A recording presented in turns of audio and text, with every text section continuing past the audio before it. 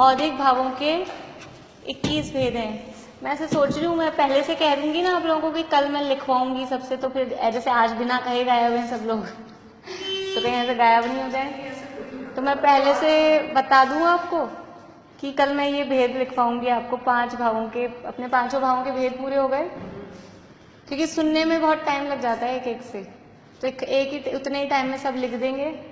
तो थोड़ा थोड़ा सा इस तरह से बीच में टेस्ट अगर हो जाएगा तो आप लोग याद करेंगे, नहीं तो वो ऐसे ही चलेगा मामला। कल नहीं, कल क्या वार है? कल तो बृहस्पतिवार है ना, परसों भी होगी ना, अभी परसों रख लें। 5 भावों के भेद, बस भेद। औपशमिक के 2 हैं, शायद के 9 हैं, बस ये 18 और 21 ही हैं। फिर खाली एक ही भाव के कहेंगे तो फिर तो ये तो लिखे हुए ना सूत्र में, सूत्र में है ना नाम, जो सूत्र में नाम 5 भावों के भेद। चलिए बोलिए अभी, चलिए मंडे को रखेंगे, मंडे को आप जो लोग अभी नहीं है उनको भी बता दीजिएगा। मंडे को ये टेस्ट रखेंगे अपन कि 5 भावों के भेद, 3-4 दिन हो जाएंगे, ठीक है ना। वैसे तो फिर ये पूरा प्रकरण होते ही फिर एक एग्जाम अपन रख लेंगे इतने का, क्योंकि अध्याय बहुत बड़ा हो जाएगा पूरा। फिर ये 7 सूत्र होते ही फिर अपन एक एग्जाम जैसा टेस्ट जैसा रख लेंगे, उस बार थोड़ा सा वापस से पढ़ने में आ जाएगा। हाँ ये हाँ ये भाई औदिक भाव के कितने भेद होते हैं, तो औदिक भाव के 21 भेद होते हैं, फिर 4 कषाय, फिर उनके नाम, फिर 4 गति उनके नाम, बस वो कर्म वर्म वो कुछ नहीं लिखना, केवल नाम। हाँ याद है, लेकिन एग्जाम के पॉइंट ऑफ व्यू से आप उसको याद करेंगे, उससे ऐसे अभी है कच्चे हैं इसलिए। चलिए लिंग कितने होते हैं? लिंग कौन कौन से? स्त्रीलिंग, पुल्लिंग और नपुंसक लिंग। मिथ्या दर्शन कितने होते हैं? मिथ्या दर्शन 3, मिथ्या दर्शन 1, अज्ञान, ये औदिक अज्ञान और शैक्षणिक अज्ञान, इसमें क्या फर्क है?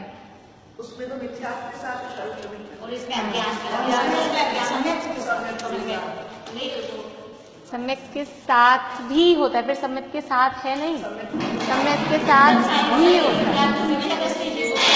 छोटा सा शब्द है भी, लेकिन उसकी इम्पोर्टेंस, वो लाइट नहीं आ रही, उसकी इम्पोर्टेंस बहुत है।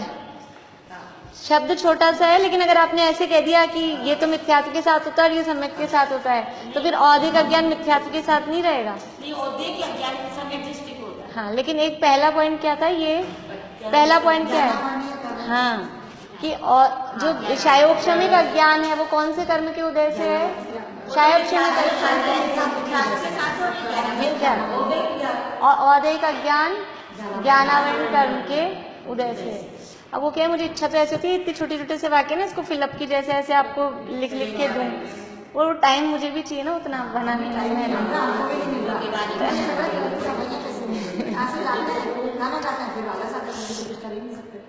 तो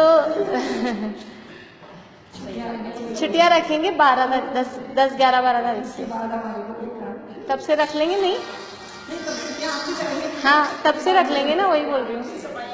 10 तारीख तक तो रख लें अभी क्लास, उसके बाद में 11-12 से जैसे का मन होगा फिर छुट्टियां कर लेंगे। तो ये औदिक शैक्षणिक अज्ञान और औदिक अज्ञान दोनों में फर्क है, समझ में आ गया आप लोगों को? ठीक है। असंयत कितने प्रकार का? असंयम, असंयम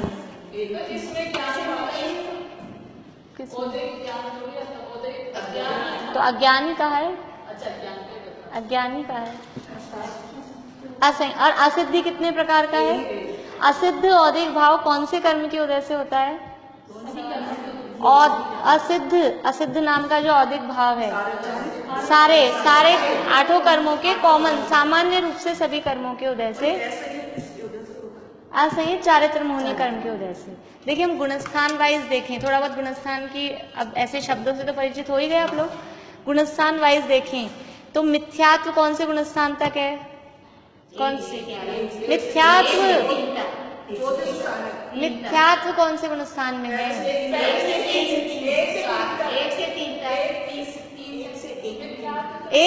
मिथ्यात्व केवल पहले गुणस्थान में है। मिथ्यात्व 3 तक नहीं है, तीसरे में तो सम्यक मिथ्यात्व है। मिथ्यात्व केवल पहले गुणस्थान में, ठीक है ना।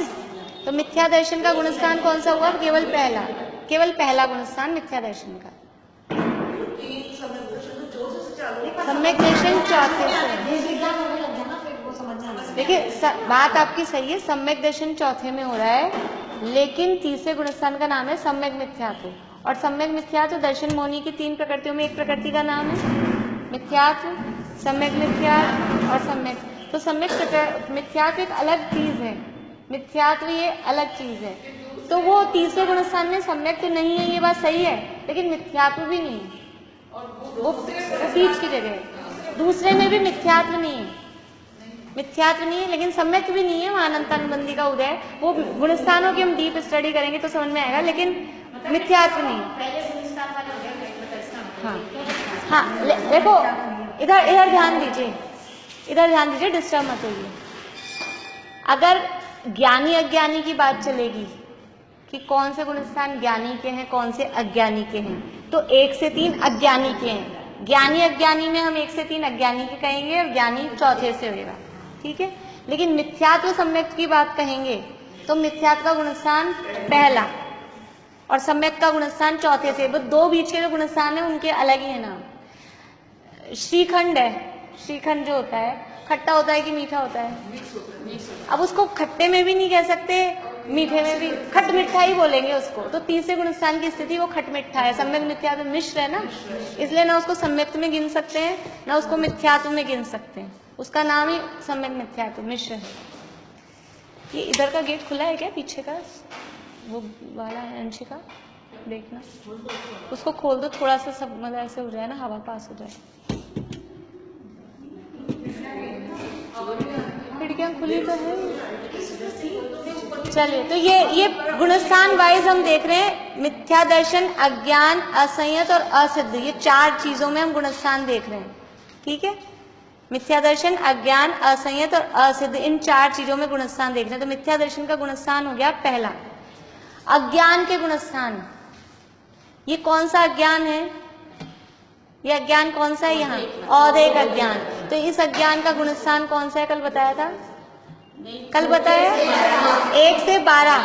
ये औदैहिक अज्ञान के गुणस्थान कौन से हैं? 1 से 12। ये ख्याल रखने वाली बात है। और पीछे जो शायक्षमिक भाव में अज्ञान आए थे, ज्ञान अज्ञान, वहां अज्ञान का गुणस्थान कौन से हैं? 1 से 3। वहां 1 से 3, या पहला ही लो, उसमें तीसरे में, उसमें ज्ञान में भी थोड़ा वही चक्कर पड़ता है, पहला गुणस्थान समझ लो। या 1 से 3 भी बोलेंगे तो एक बार किसी अपेक्षा से चला देंगे, मतलब चल जाएगा, लेकिन वहां पे 3 से आगे नहीं बढ़ेंगे। शायक्षमिक अज्ञान में तीसरे से ऊपर तक नहीं आएंगे, और औदैहिक अज्ञान में पहले से लेकर तीसरा, चौथा, 5वां, 6वां, 7वां, 8वां, 9वां, 10वां, 11वां, 12वां सब आ रहे हैं। समझ में आ रहा है? फिर इसके बाद में क्या है? असंयम, असंयत लिखा है, असंयत मतलब असंयम। असंयम कौन से गुणस्थान से कौन से गुणस्थान तक है? असंयम है पहले गुणस्थान से लेके चौथे तक, पहले गुणस्थान से लेके चौथे तक। और किसी अपेक्षा 5वें को भी असंयम में ले लेते, 5वां भी मिक्स वाला है ना, वहां पूरा संयम है ना वहां पूरा असंयम है। 5वें गुणस्थान का नाम क्या है? संयम, असंयम या देश संयम, 5वें गुणस्थान का नाम है। तो जैसे तीसरे गुणस्थान की स्थिति थी ना सम्यक्त्व है ना मिथ्यात्व है, ऐसे ही 5वें गुणस्थान में पूरा संयम भी नहीं है, पूरा असंयम भी नहीं है। तो कभी उसको असंयम के गुणस्थानों में गिन लिया जाता है, कभी उसको संयम के गुणस्थानों में गिन लिया जाता है। तो यहाँ पे अपन असंयम में 1 से 4 गुणस्थान ले रहे, क्योंकि संयम असंयम पीछे आ गया था अपने शैक्षणिक भाव में, इसलिए। इसके बाद में है असिद्धत्व। असिद्धत्व जो औदिक भाव है, ये कौन से गुणस्थान से कौन से गुणस्थान तक चलता है? 1 से 14 तक। यानी अब अपन टोटल देखें औदिक भाव, मैक्सिमम औदिक भाव कौन से गुणस्थान तक कौन से गुणस्थान तक चला? पहले से 14वें तक औदिक भाव एक भी पाया जा रहा है ना, 14वें तक केवल असिद्धत्व भी पाया जाएगा, तो भी हम क्या कहेंगे कॉमन रूप से? औदिक भाव पहले गुणस्थान से लेके 14वें गुणस्थान तक पाया। हाँ, इसलिए सबसे ज्यादा संसारी जीवों में सबसे ज्यादा संख्या वाली है, क्योंकि ज्यादा गुणस्थान कवर कर रहा है। 14वें वाले संसारी है ना, जो गुणस्थान में है वो सब संसारी हैं। मुक्त जीव हैं वो गुणस्थानों से पार हैं, जिनके कोई गुणस्थान नहीं है वो तो मुक्त हैं, सिद्ध हैं, और जिनके गुणस्थान है वो सब संसारी हैं। अनंत भगवान भी इस अपेक्षा से संसारी हैं। देखिए, फिर अपनी बात हुई थी ये लेश्या की। लेश्या की परिभाषा हमने देखी थी, जो कर्मों से या कषायों से आत्मा को, जो कर्मों से आत्मा को लिप्त करे, लीप दे, पोत दे, पूरा लिप्त करे, उसका नाम लेश्या है। कषाय के उदय से, पेज नंबर 99 पे, कषाय के उदय से अनुरंजित योग प्रवृत्ति रूप भाव, वो भाव लेश्या है। लेश्या दो प्रकार की कही गई हैं, एक द्रव्य लेश्या और एक भाव लेश्या। द्रव्य लेश्या क्या होती है? द्रव्य लेश्या पुद्गल विपाकी शरीर नाम कर्म के उदय से होती है। पुद्गल विपाकी का मतलब क्या है? विपाक का अर्थ होता है फल, और पुद्गल का मतलब पुद्गल पे जिसका फल आ रहा है। तो कल हमने बात की थी कि शरीर का कलर गोरा है कि काला है, लाल है कि हरा है, शरीर पे उसका फल आ रहा है ना, उससे यहाँ भावों में क्या फर्क पड़ने वाला है? शरीर का रंग काला हो, काले रंग वाले ऐसे बोलते हैं ना, चेहरा गोरा और मन काला, और चेहरा काला और मन साफ। तो इसलिए चेहरे के रंग से, शरीर के रंग से, अंदर के भावों में कोई फर्क नहीं पड़ता रंग से। तो वो जो रंग वाला है वो तो कहलाती है द्रव्य लेश्या। तो उसको कहा पुद्गल विपाकी, यानी जिसका असर, जिसका फल पुद्गल पे यानी शरीर पे आ रहा है, और शरीर नाम कर्म के उदय से होती है। नाम कर्म की जो 93 भेद हैं, उसमें एक भेद का नाम है शरीर। शरीर नाम कर्म 5 शरीर होते हैं। तो उस शरीर नाम कर्म के उदय से आपको कैसा शरीर मिल रहा है, औदारिक, वैक्रिय, कारक, और उसी में फिर स्पर्श रस गंध वर्ण भी होते हैं। 93 भेदों में स्पर्श रस गंध वर्ण है ना, तो जो वर्ण ना है, वर्ण नाम कर्म, उसके उदय से आपके शरीर का कलर कैसा हो रहा है। हमारे जैसे समझ लीजिए, अब ये गेहुआ, ये वाले वर्ण नाम कर्म का उदय है। जो फूल पत्तियां हैं उनमें सब में अलग अलग वर्ण नाम कर्म के होते, किसी में लाल, किसी में गुलाबी, किसी में पीला, ऐसे अलग अलग वर्ण नाम कर्म के उदय हैं। तो ये पुद्गल पे उसका असर आ रहा है, कलर है, कलर बहुत अच्छा और लाल गुलाबी दिख रहा हो, लेकिन उसमें खुशबू ही नहीं हो फूल में, ऐसा भी हो सकता है ना। तो उसके खुशबू को अपन यहाँ भी भाव लेना, तो उसके रंग से उसके भावों में क्या फर्क पड़ रहा है? कुछ ही नहीं। ऐसे ही हमारा कलर कैसा भी हो, बहुत अच्छा गोरा हो, लेकिन अंदर ऐसा भी तो हो सकता है कोई बहुत गोरा आदमी वो आतंकवादी हो, नहीं हो सकता क्या? हो सकता है ना।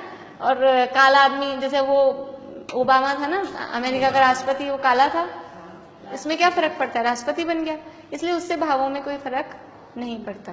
तो पुद्गल विपाकी वर्ड समझ में आ गया, जिसका फल, विपाक यानी फल, वो पुद्गल पे, शरीर पे आ रहा है, वो शरीर नाम कर्म, शरीर ये नाम कर्म का नाम है, तो शरीर नाम कर्म के उदय से होती है। अतः आत्म भावों के प्रकरण में उसका ग्रहण नहीं किया है। यहाँ बात किसकी चल रही है? यहाँ प्रकरण किसका चल रहा है? टॉपिक क्या चल रहा है? आत्मा के भावों का प्रकरण चल रहा है, तो इसलिए शरीर के रंग से हमको यहाँ पे कोई मतलब नहीं है। तो यहाँ लेश्या शब्द से भाव लेश्या को ग्रहण किया गया है। ये लेश्याएं कितनी प्रकार की होती हैं? 6 प्रकार की। कौन कौन सी?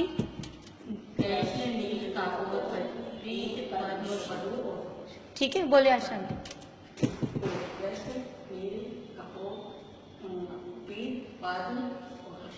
बहुत बढ़िया, बोलिए।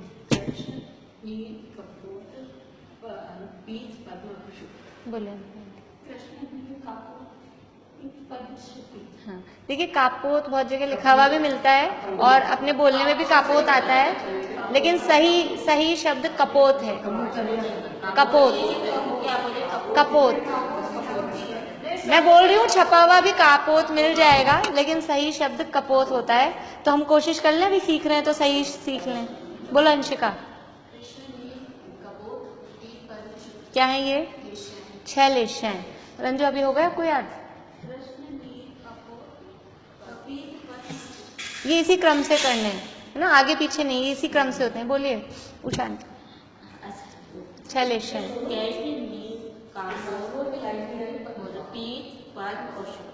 ठीक है, कपोत, ये 6 लेश्याएं हैं। अब इसमें कल हमने देखा था वो पेड़ का उदाहरण सब जगह, इससे क्या समझ में आ रहा था कि जीव के भाव किस टाइप, किसी के इतने कलुषित भाव हैं कि वो बिल्कुल जड़ से उखाड़ देना चाहता है चीजों को, इतने कलुषित भाव। और धीरे धीरे कषायें कम कम होती हैं, तो उस हिसाब से उसको कलर के हिसाब से उसको डिफरेंशिएट किया है। काला रंग ऐसे दिखाई देते ना, काला रंग मतलब काला धंधा, काला धंधा भी ऐसे बोलते हैं खोटा काम, खराब काम, काले काला। और शुक्ल सफेद वो उज्ज्वलता का, निर्मलता का प्रतीक है। तो इस हिसाब से इनको कलर वाइज बताया गया है। तो ये जीवों के भावों को बताती हैं। मतलब इस लेश्या से सम्यक दर्शन मिथ्या दर्शन का संबंध नहीं है। लेश्या तो सभी कषायों में सभी प्रकार के लेश्या के परिणाम हो सकते हैं, अनंतानुबंधी में भी, अप्रत्याख्यान में भी, प्रत्याख्यान में। मतलब अनंतानुबंधी में 6 प्रकार की लेश्याएं पाई जाती है। आगे में तो 3 ही लेश्या शुभ लेश्याएं पाई जाती है, आगे तो ये 6 प्रकार की लेश्याएं इस तरह से पाई जा सकती है। इतना ही यहाँ समझना है। देखिए आगे, यद्यपि योग प्रवृत्ति, भाभी फिर वो गेट भी बंद कर आइए, वहां फिर कबूतर आ जाएगा। यद्यपि योग प्रवृत्ति आत्म प्रदेशों की परिस्पंदन रूप होने से शायोक्षमिक वीर्य लब्धि में अंतर्भूत हो जाती है और कषाय औधिकी होती है, फिर भी कषायोदय के तीव्र मंद आदि तारतम्य से अनुरंजित प्रवृत्ति रूप लेश्या पृथक ही है। यहाँ क्या कह रहे हैं, कषाय के उदय से अनुरंजित योग की प्रवृत्ति को लेश्या कहा था। कषाय के उदय से अनुरंजित, अनुरंजित मतलब उससे कवर है, उससे लिप्त है, ठीक है। कषाय के उदय से योग प्रवृत्ति। अब यहाँ कह रहे हैं यद्यपि योग प्रवृत्ति, योग प्रवृत्ति किसे कहा था कल, मन वचन का योग, और उसका जो उसके निमित्त से जो आत्मा के प्रदेशों में कंपन, मन से विचार करते हैं, वचन से बोलते हैं, शरीर से हिलते डुलते हैं, तो उसके साथ में हमारे आत्मा के प्रदेश, आत्मा भी उसमें हिलता है, कंपित होता है। ऐसा नहीं अकेला शरीर हिल रहा है, क्योंकि शरीर और आत्मा दोनों एक ही जगह में है। जब 2 चीजें एक ही जगह में होंगी, ये मैं टेबल हिलाऊंगी तो ये मोबाइल, चाबी, किताब, ये सब हिलेंगे कि नहीं हिलेंगे, क्योंकि सब एक साथ हैं तो हिलेंगे। तो ऐसे ही मन वचन काया में अगर चंचलता होगी तो उससे के साथ में आत्मा के प्रदेशों में भी कंपन होता है। तो यद्यपि योग प्रवृत्ति आत्म प्रदेशों की परिस्पंदन मतलब वो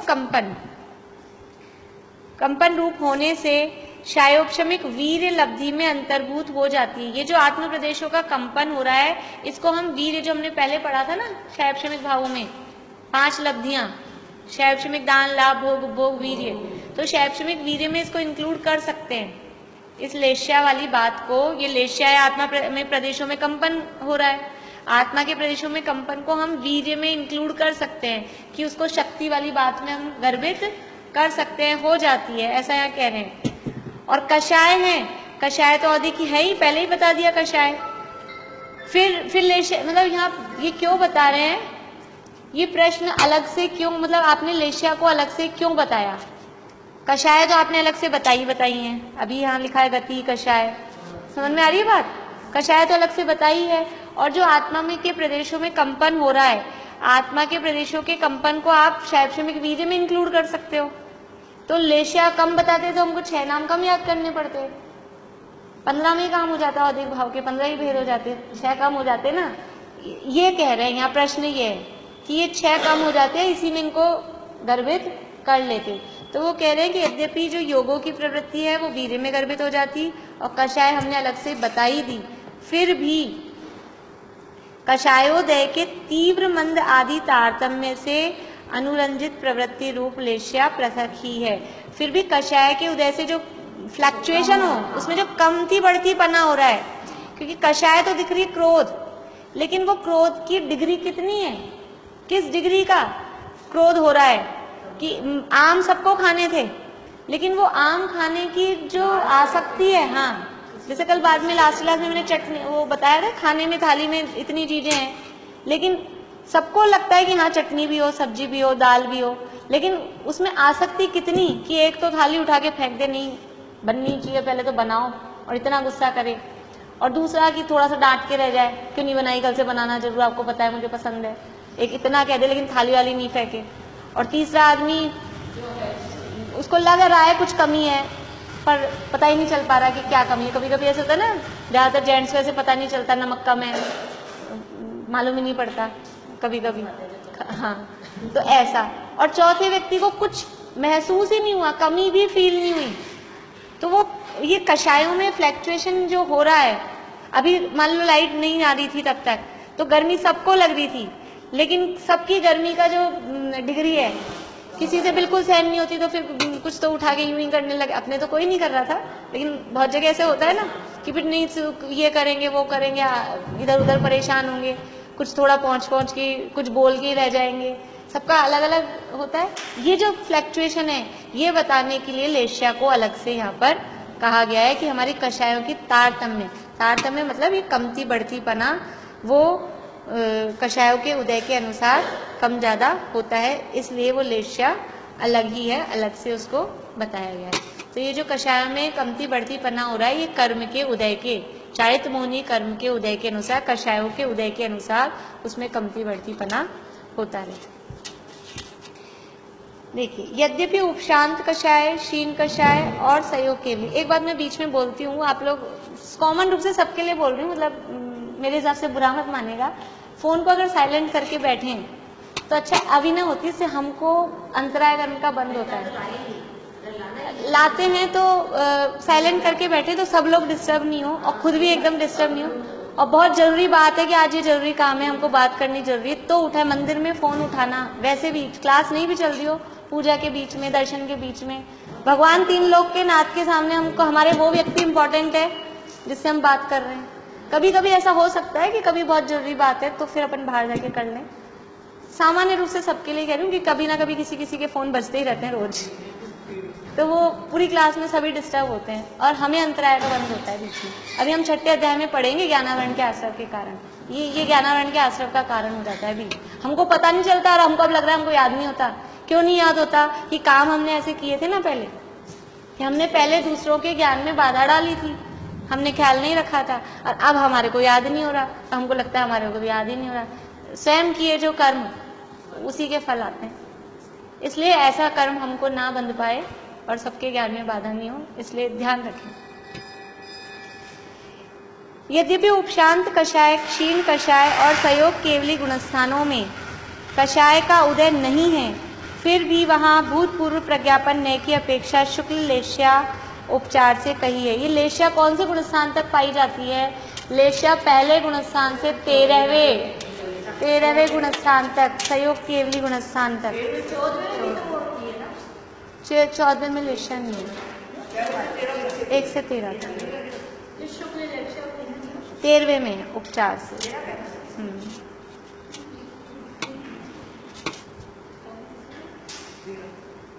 तो ये कह रहे हैं उपशांत कषाय कौन से गुणस्थान का नाम है? कुछ चीजें अगर याद हो जाएंगी ना हमें तो पढ़ने में आसानी होगी। हमने एक बार गुणस्थान के नाम लिखवाए थे आपको, और ये उपशांत कषाय है 11वां गुणस्थान।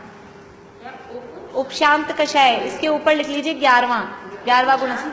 हाँ, ये लिखा है ना यहाँ बुक में, उपशांत कषाय, उपचार नहीं, पहली लाइन में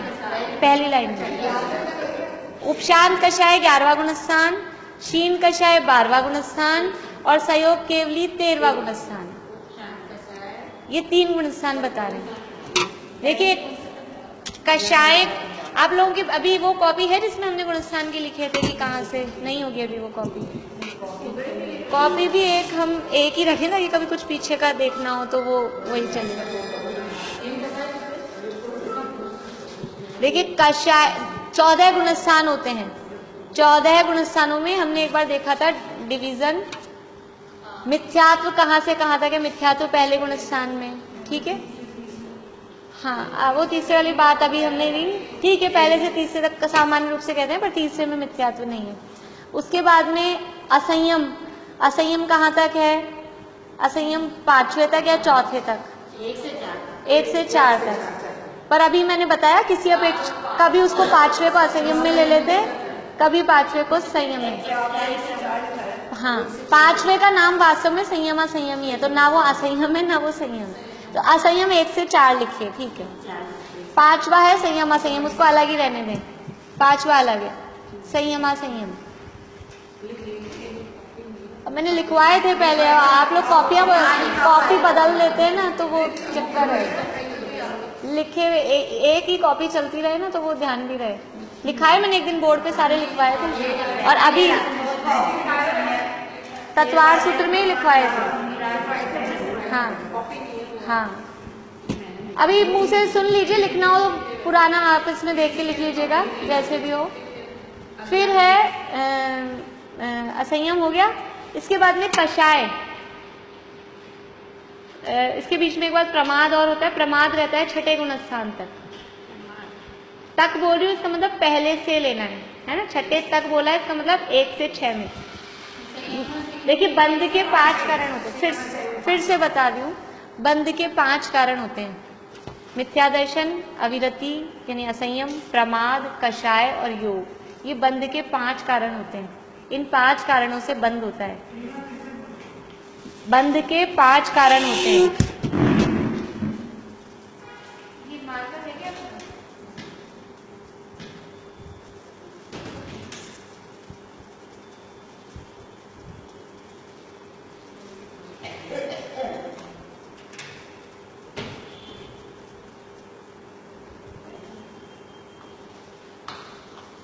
मिथ्या दर्शन या मिथ्या है की बात है।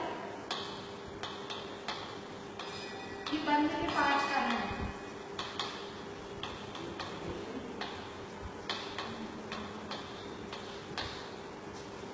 फिर है अविरति, अविरति यानी असंयम,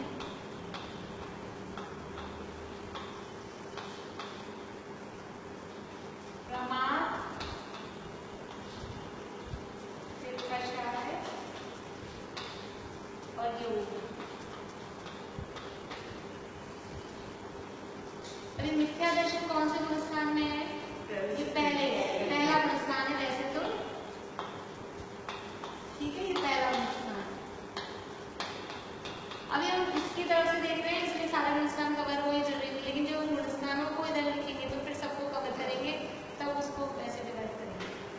अविरति कौन से गुणस्थान में? 1 से 4। प्रमाद है 1 से 6, कषाय है 1 से 10 और योग है 1 से कितना? 13। ये बंध के कारणों की तरफ से। ये चौदहवें का नाम ही है अयोग के, इसका नाम ही है अयोग। हमें नाम भी याद रहेंगे ना तो कुछ विषय अपने आप ही समझ में आएगा, उसके नाम से हमें समझ में आ जाएगा कि छठे गुणस्थान का नाम है प्रमत्त विरक्त, सातवें का नाम है अप्रमत्त विरक्त, तो प्रमाद कहाँ तक होगा? प्रमत्त जना करके, प्रमाद यानी प्रमत्त। ये इस तरफ से हमने देखा, ठीक है बेटा। अब हम गुणस्थान देखेंगे 1 2 3 4।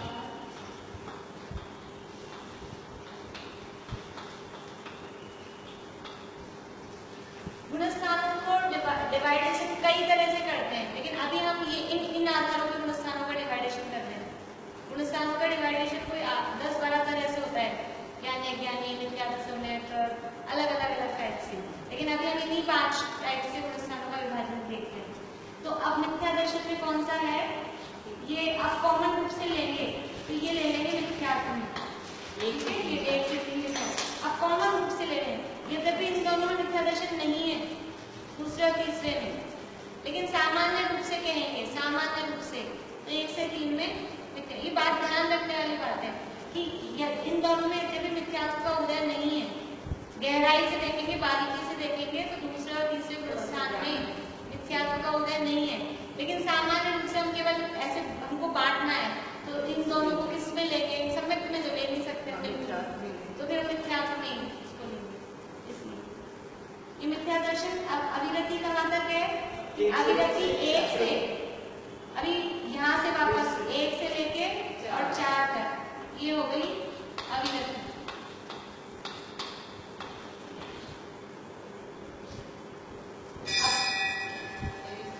अब 5वें में 5वां किसमें जाएगा? संयमा संयम।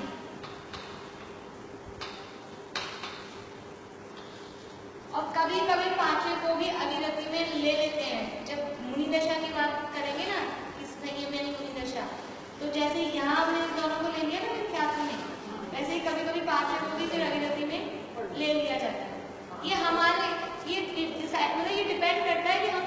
अपेक्षा से बात कर रहे हैं। इसी का नाम स्यादवाद है। तो कहते हैं ना जैन दर्शन स्यादवाद है कि हम जिस अपेक्षा से बात करें उस अपेक्षा से हम उसको उसमें वर्जित कर लेते हैं। जैसे कभी कभी ऐसा होता है हमारा रिलेशन लड़की वालों में भी होता है, लड़के वालों में भी होता है। कभी कोई संबंध हो तो कभी तो हम लड़की वालों की तरफ से जाते हैं, कभी हम लड़के वालों की तरफ से जाते हैं। ये हम पे डिपेंड करता है हम कौन सा रिलेशन मुख्य कर रहे हैं। हमको बारात में जाना है कि बारात का स्वागत करना है, तो वो हम पे डिपेंड करता है कि कहाँ ज़्यादा क्लोजनेस है। तो ऐसे ही इन चीज़ों में ऐसा है कि अभी हम किस हिसाब से बात कर रहे हैं उस हिसाब से उसको उधर में इधर कहीं भी ले लें। अब है प्रमाद। प्रमाद रहेगा ये 6 तक, यहाँ तक, यानी 1 से 6 तक प्रमाद। संयम के 5 हाँ, ये केवल 5 में होगी।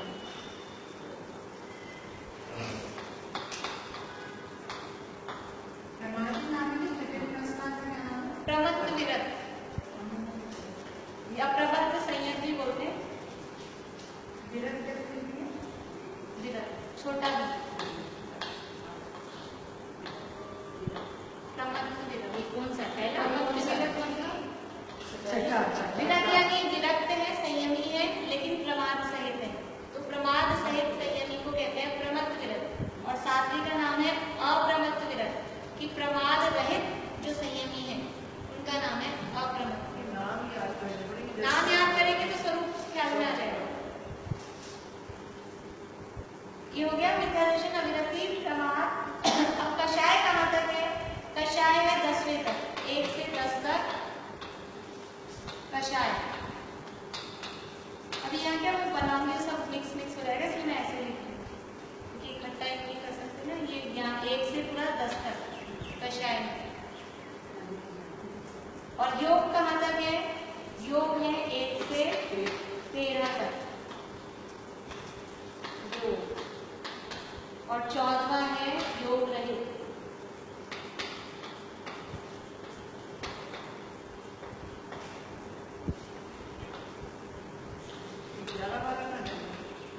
एक से 13 लेंगे, 11, 12 सब आ गए। वो मैं यहाँ ये बोल रही हूँ ऐसा करूँगी तो सब मिक्स हो जाएंगे, इसलिए मैंने ऐसा कर दिया। यानी 1 से 13 तक पूरे आ जाएंगे योग वाले में। 1 से 10 तक सारे आ जाएंगे कषाय। यानी कषाय कहाँ तक चलती है? कौन से गुणस्थान तक कषाय चलती है? 10वें गुणस्थान तक कषाय है, ये बताना था यहाँ पे।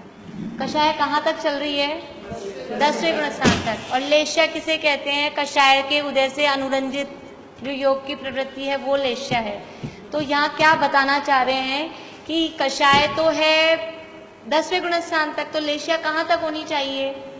10वें तक। जहाँ तक कषाय है वहीं तक लेश्या होनी चाहिए, लेकिन लेश्या 13वें गुणस्थान तक कही गई है। तो फिर आप 13वें गुणस्थान में लेश्या कैसे कह रहे हो?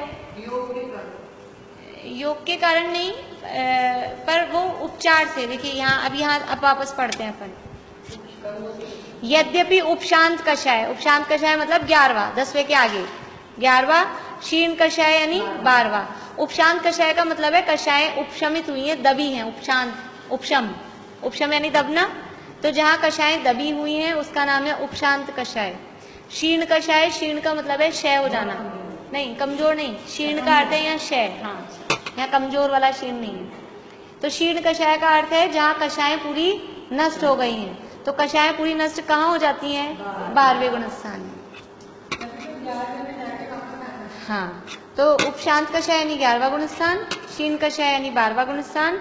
और संयोग केवली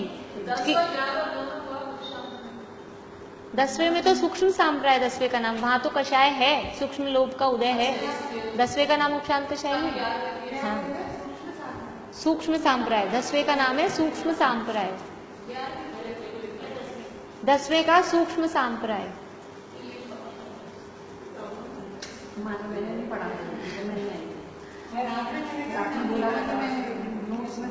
क्या 11वें का? चलिए शुरू से लिखिए पूरे। पहले 14 गुणस्थान के नाम लिखिए। पहला मिथ्यात्व, पहला मिथ्यात्व, दूसरा सासादन सम्यक्तु, शॉर्ट में उसको सासादन बोलते हैं, पूरा नाम है सासादन, सासादन। एक ही वर्ड है ना, सासादन। हाँ सासादन सम्यक्तु। हाँ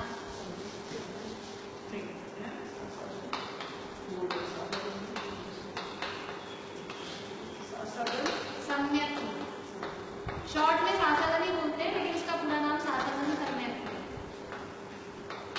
तीसरे का नाम मैंने बताया था, बोलिए। सम्यक विख्यात,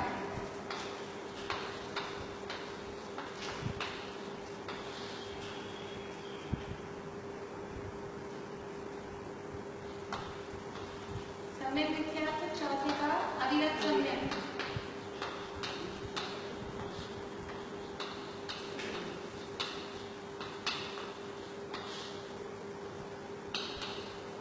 पांचवे का देश विरत।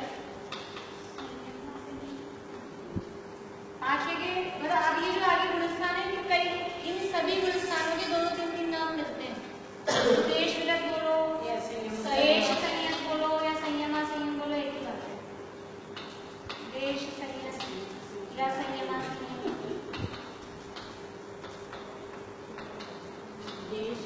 देश का से क्या मतलब हुआ? एक देश विरक्ति, देश यानी एक देश, पार्ट ली, पूरे विरक्त नहीं हुए ना। पांचवें गुलिस्तान में पूरा महाव्रत नहीं लिए, अनुव्रत लिए, इसलिए देश विरक्त। छठे का नाम बताइए, अभी बताया था। नहीं, तो सातवें का है प्रमत्त विरत। हाँ, या प्रमत्त संयत भी बोलते हैं। समझ में आ रहा है ना मिक्स तो ये प्रमत्त संयत। संयत है, संयम मत विरत या प्रमत्त संयम दोनों है, ऑब्लिक लगाया। प्रमत्त विरत भी है, प्रमत्त संयत भी है, संयत मानी संयत। सातवें का है अप्रमत्त विरत या अप्रमत्त संयत।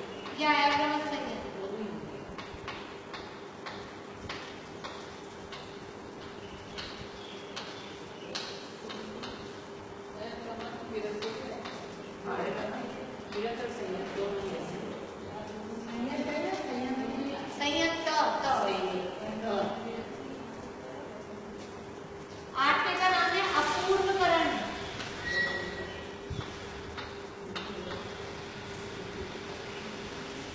मुझे कल कौन याद करके सुनाएंगे ना? बढ़िया सुनाएंगे। चलिए 4 लोग तो तैयार हुए, 5 बढ़िया। और लोग भी मत करिए, आधे तो याद होना चाहिए।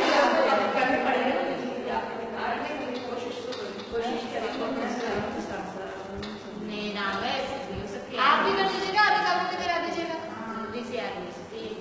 पोती को करा दीजिएगा साथ में। अनिवृत्तीकरण, अनिवृत्तीकरण,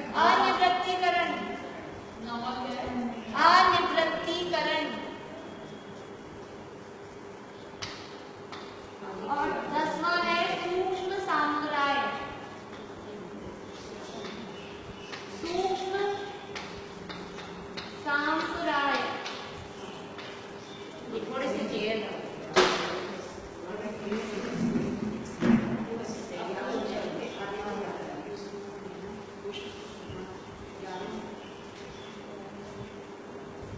11, 12 भी लिखवा दिए ना, 11 लिख लीजिए, मैं और बोल देती हूँ। उपशांत मोह या उपशांत कषाय, 11वां है उपशांत मोह या उपशांत कषाय। उपशांत मोह, अभी यहाँ आपने कषाय लिखा हुआ है ना, लेकिन उपशांत मोह दोनों लिख लीजिए ना, दोनों लिखिए ऑब्लिक लगा के। उपशांत मोह ऑब्लिक उपशांत कषाय।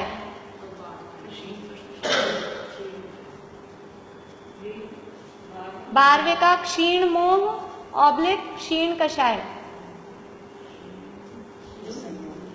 क्षीण मोह ऑब्लिक लगा के क्षीण कषाय, मतलब दोनों नाम है।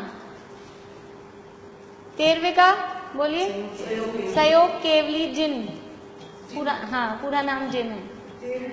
सहयोग केवली, शॉर्ट में अपन सहयोग केवली बोल देते हैं, सहयोगी बोल देते हैं। सहयोग केवली जिन, और 14वें का अयोग केवली जिन। जिन शब्द लगाते ही पता लग जाएगा ये दो, नहीं बिंदी नहीं है, बिंदी नहीं है, सहयोग, अयोग केवली जिन। जिन इसलिए कि अरहंत भगवान के गुणस्थान है, जिन लगाते ही समझ में आ गए दो गुणस्थान जिनेंद्र अरहंत भगवान के, इसलिए नाम से सिद्ध का नहीं है। अब लिखिए लास्ट में लिखिए सिद्ध भगवान गुणस्थानातीत, सबसे लास्ट लाइन में लिखिए सिद्ध भगवान वो गुणस्थानातीत। यानी गुणस्थानातीत कौन है कि जिनके कोई गुणस्थान नहीं है। गुणस्थानातीत मतलब जिनके कोई गुणस्थान नहीं है, पहले से 14वें तक गुणस्थानातीत, गुणस्थान के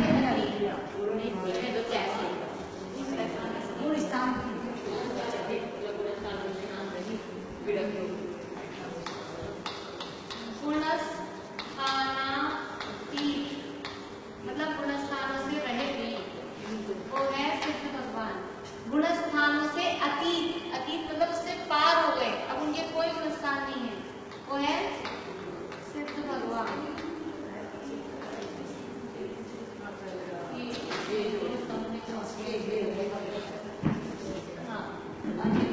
देखिए मिथ्या दर्शन में दर्शनावरण के उदय से होने वाले अदर्शन का अंतर्भाव हो जाता है।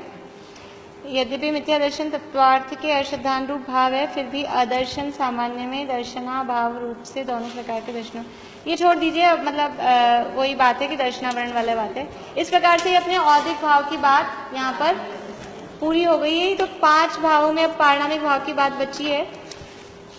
तो ये मंडे को